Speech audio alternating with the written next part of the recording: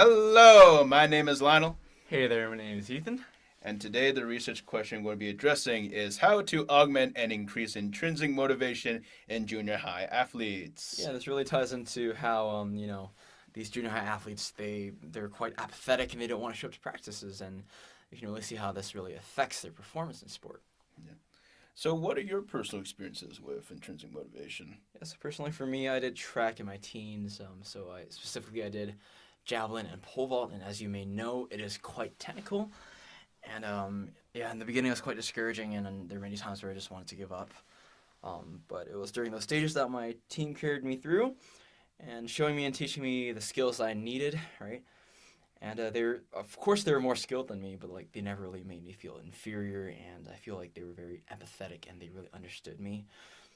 Coach encouraged me by teaching me in a way that really connected to my previous experiences in sport, which really helped it click, and told me to never give up and to always keep on going to practices because there certainly will be that moment when it clicks for me, and I think that is really the key to taking off in a sport and to stay involved in that sport, right? Yeah, I remember back when I was in high school and stuff, like during football practices where it was like downpour torrential rain. My coaches and teammates were the things that really like kept me going through those practices just because they kept on motivating me to like never like, give up and stuff and just like push through it and stuff, right?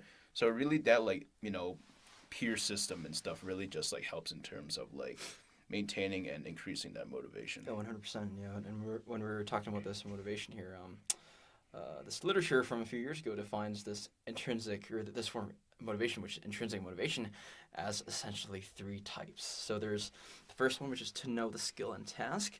The second one is to accomplish things, and this pertains to like the task-related goals. And third, but not least, this is quite valuable in my opinion, is to experience that stimulation, which really taps into, that enjoyment and personal satisfaction in sport. Yeah, it really ties in with like some research that I looked at and stuff in terms of like they were talking about like task orientated like structure versus like ego orientated structure Mm-hmm. in terms of how like when you're like seeking to like perfect your own skills and stuff that it would increase more motivation rather than like the Right. motivation to beat your opponents That's and right. stuff, Yeah. right?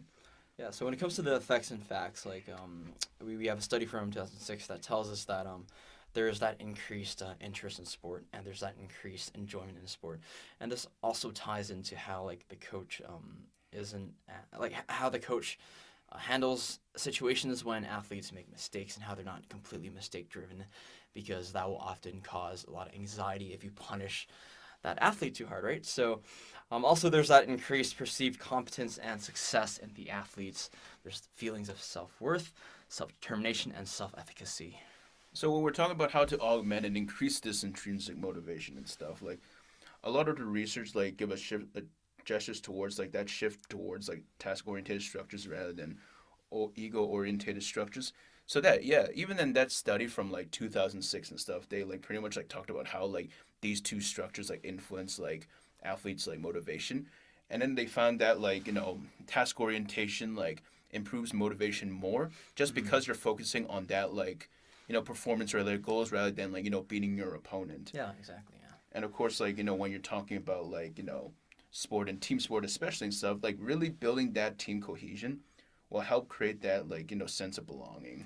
Yeah, 100%. Like, I really think that it's often neglected by coaches, but it's really a very integral and crucial part of sport, and that's just really building that culture and that connection between the athletes, and that'll be what's carrying them forward in sport, and not just giving up, and that way their motivation will always keep them going in sport. Yeah. Yeah. So hopefully you enjoyed our short, very short podcast. I'm Lionel. I'm Ethan. Thank you for tuning in, and we'll catch you later. See ya.